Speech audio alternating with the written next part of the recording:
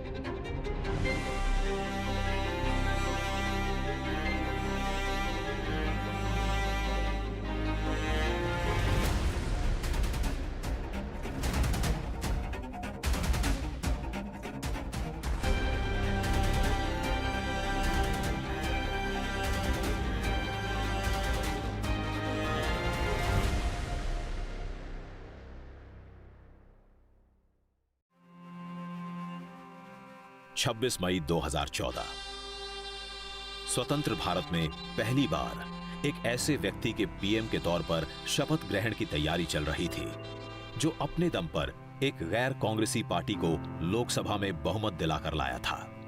इस कार्यक्रम में शरीक होने के लिए बीजेपी और एनडीए के बड़े नेता तो आए ही थे, विपक्ष के भी प्रमुख नेताओं की मौजूदगी थी।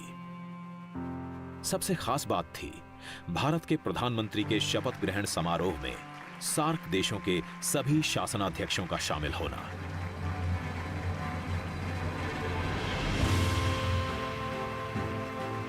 नरेंद्र मोदी ने भारत के 15वें प्रधानमंत्री के तौर पर शपथ ली। मैं नरेंद्र दामोदर दास मोदी ईश्वर की शपथ लेता हूं कि मैं विधि द्वारा स्थापित भारत के संविधान के प्रति सच्ची श्रद्धा और निष्ठा रखूंगा। पहले कभी किसी ने पूरे हमारे नेबरहुड के पड़ोसी देशों के जो लीडर्स थे उनको नहीं बुलाया था। और आप जानते हैं वैसे भारत और पाकिस्तान के रिलेशंस जो हैं वो ऊपर नीचे होते रहते हैं, तो एक बड़ा रिस्क था, एक नई सोच थी और एक नया फॉर्म ऑफ पब्लिक कम्युनिकेशन था।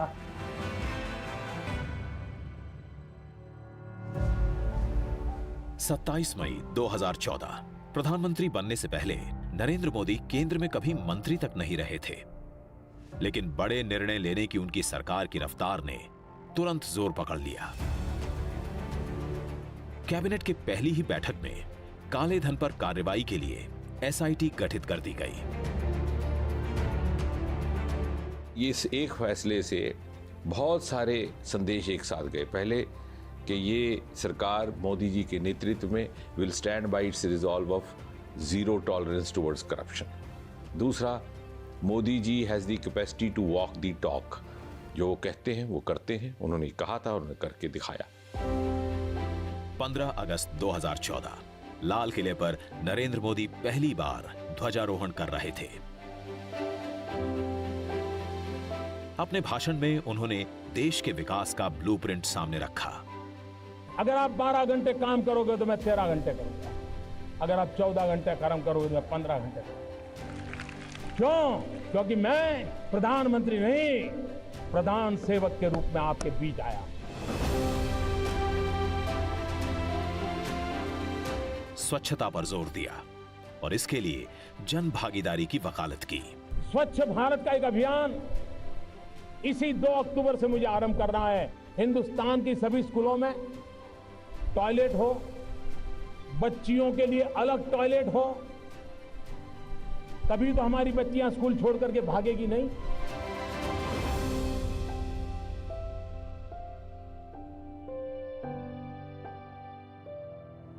पीएम मोदी की प्राथमिकता के केंद्र में रहे गांव के गरीब, किसान और मजदूर।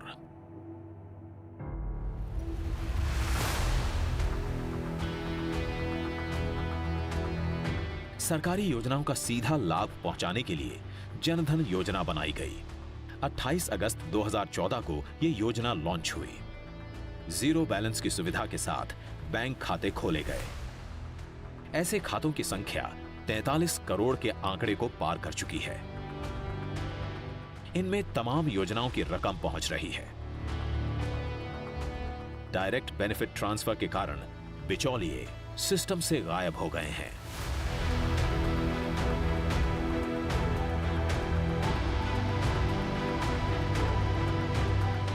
प्रधानमंत्री जनधन योजना, इतने लार्ज स्केल में बैंक अकाउंट खुलना असाधारण एक काम था। जब शुरू में उन्होंने कहा कि 100 दिन के अंदर 100 डिजिटल मेला करो, तो हम लोगों ने कहा कि ये असंभव है, पर उन्होंने करवाया और उससे एक बहुत बड़ा मोमेंटम आया जो कि डिजिटल पुश जिससे दे पाए।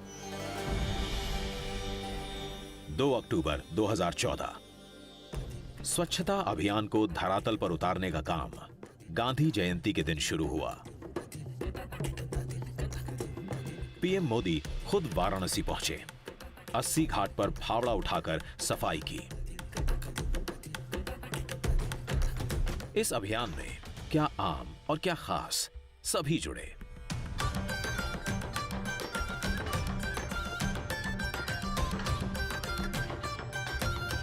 स्वच्छता अभियान को पीएम मोदी कितना महत्व देते हैं, इसका अंदाजा तब भी लगा जब वो प्रयाग में संगम के तट पर सफाई कर्मियों के पांव पखारते नजर आए।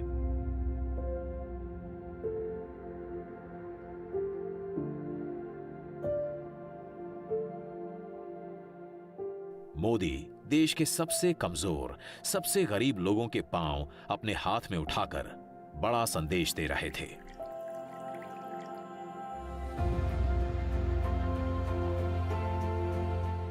ये काम हमें करना है।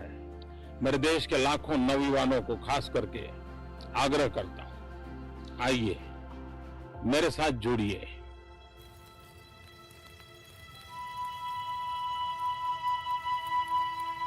महिलाओं को खाना पकाते समय धुएं की तकलीफ से निजात दिलाने की कोशिश थी मोदी की। उनकी आंखों में बचपन की वो तस्वीर तैर रही थी जब मां हीराबा अपने पति और बच्चों के लिए भोजन बनाते समय चूल्हे में फूंक मारते हुए हांफ जाती थीं। आंखों से आंसू निकल जाते थे।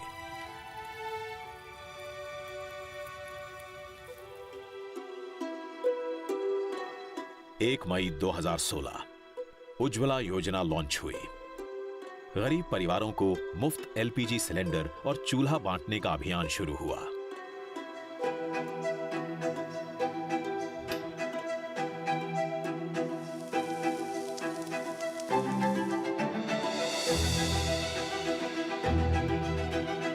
गरीबी के बीच गांव में बिताए हुए शुरुआती वर्षों ने ही मोदी को शौचालय से लेकर गरीबों के लिए पक्के मकान, अच्छी सड़कें, शुद्ध पेयजल और 24 घंटे बिजली सुनिश्चित करने के लिए प्रेरित किया।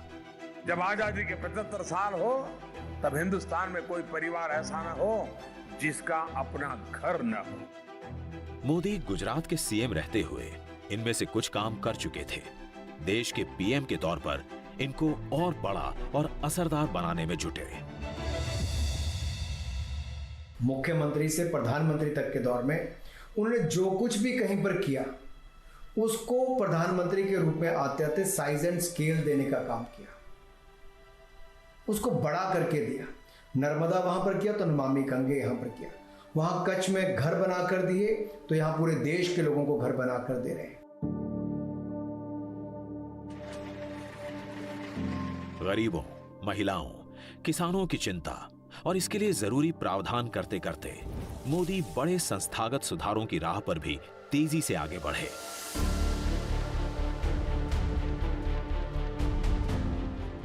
योजना आयोग की जगह नई जरूरतों के हिसाब से नीति आयोग की स्थापना की। नीति आयोग सेंट्रल गवर्नमेंट की एक ऐसी एजेंसी है जो स्टेट्स में जाकर स्टेट्स के साथ काम करता है। ये कई यूनिक चीज़ें करता है, जैसे एस्पिरेशनल डिस्ट्रिक्ट, जो कि हमारे देश के सबसे पिछड़े हुए डिस्ट्रिक्ट्स हैं। इसी तरह अटल इनोवेशन मिशन हम चलाते हैं, जहां हमने करीब 10,000 टिंकरिंग लैब शुरू किए, इंक्यूबेशन सेंटर शुरू किए। पर मेन जो लक्ष्य है नीति आयोग का कि ये एक मिनिस्ट्री की तरह ना काम करे, ये एक आइडियाज़ का एक इंस्टीट्यूशन हो और बाकी मिनिस्ट्रीज़ को सपोर्ट करे कि ये लोग देश को आगे ले जाए। शेल कंपनियों पर लगाम लगाई गई, आईबीसी कोड बनाया गया, बैंक का कर्ज नहीं चुकाने वाले बड़े उद्यमियों पर कार्रवाई शुरू हुई। न खाता हूं न खाने दूंगा। नई टेक्नोलॉजी और आईटी के मोदी शुरू से हिमायती रहे हैं। अपनी सरकार के कामकाज को असरदार बनाने और आम जनता की सुविधा के लिए मोदी ने डिजिटल इंडिया मिशन लॉन्च किया। भ्रष्टाचार मुक्त प्रशासन, पारदर्शिता, नागरिक भागीदारी और आखिरी कतार में खड़े आखिरी व्यक्ति तक पहुंचना, इन चारों पांचों प्रमुख नियमों का पालन हुआ है। और साथ ही साथ मोदी जी की जो टेक्नोलॉजी और विज्ञान के प्रति झुकाव है और हर नए रिफॉर्म में, नए सुधार में टेक्नोलॉजी का पर्याप्त उपयोग करना, वो भी इसमें झलकता है। 1 जुलाई 2015 को लॉन्च हुआ यह मिशन अगले कुछ वर्षों में उमंग, digi locker, RuPay, Bhim, UPI जैसे प्लेटफॉर्म्स और एप्स के जरिए और विस्तार पाता गया। जिस देश में कभी नकदी के इस्तेमाल पर जोर रहता था, वहां कैशलेस ट्रांजैक्शन की रफ्तार तेज हुई। इरादा था सिस्टम को और पारदर्शी बनाना, काले धन को कम करना, जिसकी कोशिश मोदी पहले नोटबंदी के तहत कर चुके थे। यूपीए सरकार के समय शुरू हुई आधार योजना को मोदी ने पूरी ताकत के साथ अपना लिया, नई ऊंचाइयों पर पहुंचाया। देश के तमाम लोगों के आधार कार्ड बने, उन्हें बैंक खातों से जोड़ा गया ताकि योजनाओं का लाभ असली लोगों तक पहुंचे। पहले प्रॉब्लम यह था कि लोग अपने अकाउंट ही नहीं खोल पाते थे क्योंकि उनके पास केवाईसी डॉक्यूमेंट ही नहीं होते थे। आधार ने इस प्रकार की आइडेंटिटी लोगों को प्रदान की। दूसरी बात यह हुई कि जिस व्यक्ति को पैसा मिलना चाहिए सब्सिडी, अब उसी को मिल रहा है। गांव गरीब की चिंता करने वाले पीएम मोदी ने शिक्षा, स्वास्थ्य और रोजगार पर भी खासा ध्यान दिया। नए आईआईएम, नए आईआईटी, नए एम्स देश के तमाम हिस्सों में खोले गए। साथ ही नौजवानों के हुनर निखारने के लिए स्किल इंडिया मिशन शुरू किया गया। अटल इनोवेशन मिशन में हमने करीब 10,000 टिंकरिंग लैब शुरू किए स्कूल्स में। 5वीं क्लास के बच्चे जाकर 3D printing, robots, internet of things, artificial intelligence, ये एक नई सोच उनके दिमाग में आ जाती है 5वीं क्लास के बाद। 7 नवंबर 2015 नरेंद्र मोदी ने अपना एक बड़ा चुनावी वादा निभाया। सैनिकों की 40 वर्ष पुरानी 1 रैंक 1 पेंशन की मांग पूरी की।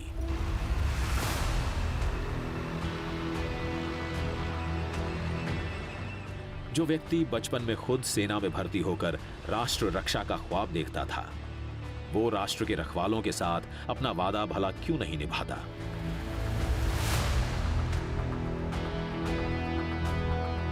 मोदी ने पीएम बनने के साथ ही भारतीय सेना के सामने मुंह बाई खड़ी समस्याओं पर ध्यान देना शुरू कर दिया था। आधुनिकीकरण की सुस्त रफ्तार से लेकर लड़ाकू जहाजों और अत्याधुनिक पनडुब्बियों की कमी परेशान कर रही थी। हमने जितना मांगा था उससे कहीं अधिक बढ़कर के सरकार ने हमको लिमिट दिया कि काम करो। आज आप देखिए डीआरडीओ, दुनिया में जो बेस्ट इंस्टीट्यूशंस हैं, सेंटर ऑफ एक्सेलेंस, वो किस तरह के अपने यहाँ हथियार से लेकर बाकी चीजों में चीजों को बनाने का काम कर रहे हैं हमारे साइंटिस्ट। सेना के सामने खड़ी चुनौतियों का हल निकालने में लगे मोदी सैनिकों का हौसला बढ़ाने के लिए हर साल दिवाली उनके साथ मनाते रहे। कभी पंजाब, कभी कश्मीर, कभी राजस्थान, तो कभी लद्दाख। साल दर साल वो जवानों के बीच जाते रहे। लेकिन जल्दी ही मोदी के सामने एक बड़ी चुनौती आने वाली थी। दुश्मन खुद मोदी के हौसले की परीक्षा लेने वाला था। 18 सितंबर 2016 सुबह के 5:30 बजे थे। उरी की सैनिक छावनी में सोए हुए जवानों पर आतंकवादियों ने घात लगाकर हमला कर दिया।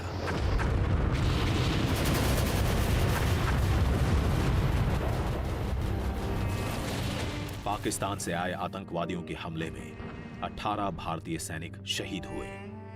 पूरे देश में गुस्से की लहर पैदा हुई, बदले की भावना मजबूत हुई।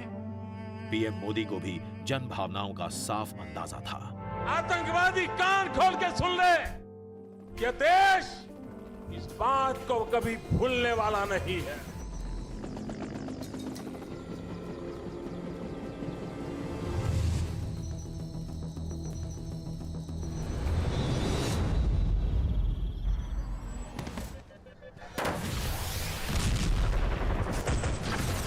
सितंबर 2016 उरी पर हुए हमले का बदला ले लिया गया, महज 15 दिनों के अंदर।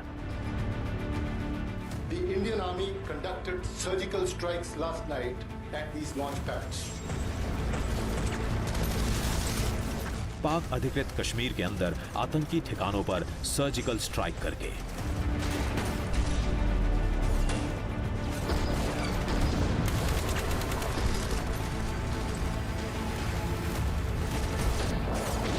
आतंकियों के लॉन्च पैड नष्ट किए गए, आतंकवादियों को मार गिराया गया। पीएम मोदी के हौसले और जोखिम लेने की क्षमता का यह बड़ा प्रदर्शन था। आखिर पाकिस्तान परमाणु हमले की धमकी जो हमेशा दिखाता रहा था। एक लंबे समय से पाकिस्तान अपनी बुरी नीतियों से भारतीय संघीय ढांचे को खत्म करने की कोशिश कर रहा है, जिसके लिए पाकिस्तान ने आतंक को एक नई सेना की तरह तैयार किया है। इसलिए मुझे लगता है कि इस महीने में काफी बदलाव आया है।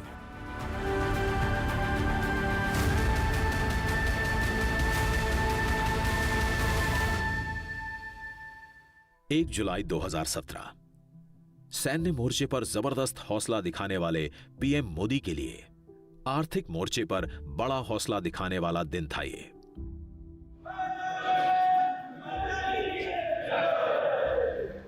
विपक्ष और व्यवसायियों के एक बड़े वर्ग के विरोध के बावजूद Modi one nation one tax की राह पर मजबूती से आगे बढ़े, अपने फैसले पर अडिग रहे।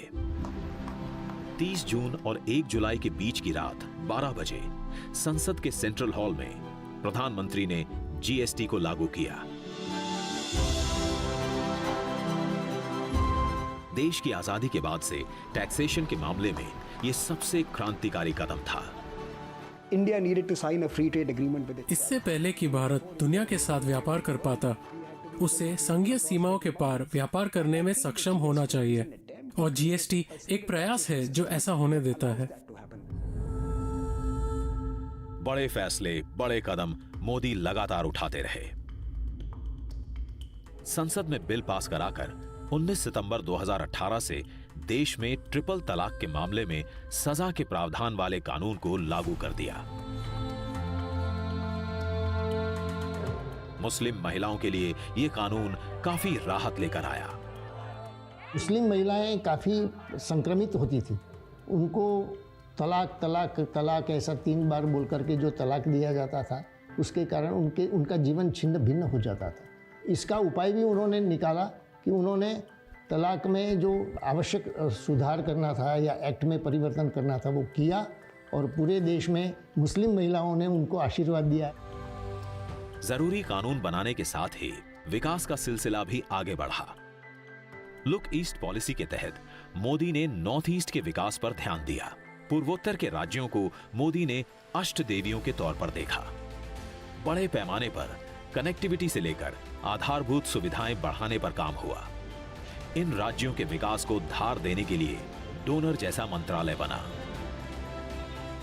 आज मणिपुर में जाकर आप देखिए, बाकी जगहों पर कैसे एयरपोर्ट्स, फ्लाइट्स की संख्या कितनी बढ़ गई, ट्रेनों की संख्या कितनी बढ़ गई, बॉर्डरिंग इलाके में पुल कितने बड़े पैमाने पर बन रहे हैं, और जिस तरह से वहां पर इन्वेस्टमेंट सड़कों से लेकर के उद्योग धंधे में हुआ है।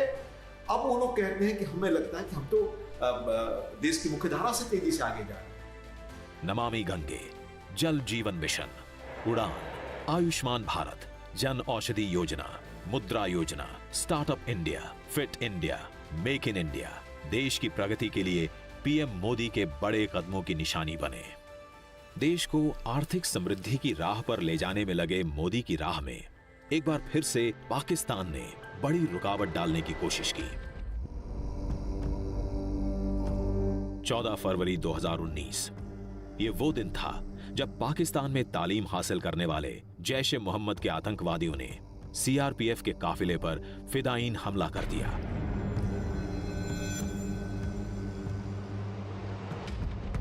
इस हमले में सीआरपीएफ के 40 जवान शहीद हुए।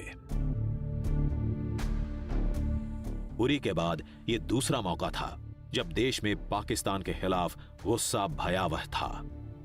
खुद मोदी भी इससे अछूते नहीं थे कि वे बहुत बड़ी गलती कर चुके हैं, बहुत बड़ी कीमत उनको चुकानी पड़ेगी। 26 फरवरी 2019 पाकिस्तान और उसकी धरती से अपने जिहादी अड्डे चला रहे आतंकियों को अपनी गलती की सजा मिली। भारतीय वायुसेना के विमानों ने पाकिस्तान के बालाकोट पर एयर स्ट्राइक की, जहां पुलवामा हमले को अंजाम देने वाले आतंकियों का बड़ा अड्डा था। अड्डा तहस नहस हुआ, बड़े पैमाने पर आतंकवादी मारे गए। दुश्मन के घर के अंदर जाकर के इस प्रकार की कार्रवाई करना, जिससे देशवासियों का मनोबल बढ़े, अपने सेनानियों का मनोबल बढ़े, ये अपने तरह का एक पहली इस प्रकार का निर्णय था। एंड इसी का नतीजा है कि आज न केवल भारतीय उपमहाद्वीप में, उसके पड़ोसियों के बीच में, बल्कि देश विदेश में भारत की साख मानी जाती है। तो ये मोदी है, उसी भाषा में जवाब देना जानता है। मोदी दूसरी दफा पाकिस्तान के सामने भारतीय जनता की उम्मीदों पर खरे उतरे, लेकिन जल्दी ही उनकी एक और बड़ी परीक्षा होने वाली थी, दुनिया के सबसे बड़े लोकतंत्र के चुनावी मैदान में। 23 मई 2019 लोकसभा चुनावों की मतगणना का दिन था ये। अब की बार 300 पार के नारे को हकीकत में बदल दिया बीजेपी ने। पार्टी को 303 सीटें मिली। एनडीए का आंकड़ा 353 सीटों पर जा पहुंचा। सर्वांगीण व्यक्तित्व विकास जिसको बोल सकते हैं वो सब उसमें है, शारीरिक, मानसिक, भावनात्मक और आध्यात्मिक स्तर पर, और अपने भारत के प्रति अपार प्रेम है, सेवा भाव इतना है। मोदी जी भारत के लिए एक बड़ा देन है। 2014 से ज्यादा बड़ा जन समर्थन हासिल कर नरेंद्र मोदी ने दूसरी बार प्रधानमंत्री की कुर्सी संभाली। मैं नरेंद्र दामोदर दास मोदी ईश्वर की शपथ लेता हूं कि मैं विधि द्वारा स्थापित भारत के संविधान के प्रति। दूसरे कार्यकाल में मोदी की रफ्तार तेज होती गई बड़े फैसलों के मामले में। 5 अगस्त 2019 जम्मू कश्मीर को विशेषाधिकार देने वाले अनुच्छेद 370 और 35A को संसद में संशोधन विधेयक पास कर अप्रभावी कर दिया गया। जम्मू कश्मीर और लद्दाख 2 इकाइयां बना दी गईं, केंद्र शासित प्रदेश के तौर पर। 17 साल पहले एकता यात्रा के दौरान मोदी ने जो संकल्प लिया था, पीएम के तौर पर खुद पूरा किया। 3 महीने बाद ही अयोध्या में राम मंदिर के निर्माण का रास्ता भी साफ हुआ। 9 नवंबर 2019 को सुप्रीम कोर्ट के 5 जजों की बेंच ने राम मंदिर के निर्माण के पक्ष में फैसला सुनाया। 5 अगस्त 2020 को मोदी खुद अयोध्या पहुंचे राम मंदिर के भूमि पूजन के लिए। जो कहते हैं वो करते हैं। मोदी का बड़ा संदेश था, समर्थकों के लिए भी, विरोधियों के लिए भी। अडिग मोदी की ये बात क्या दुनिया भी समझ रही थी?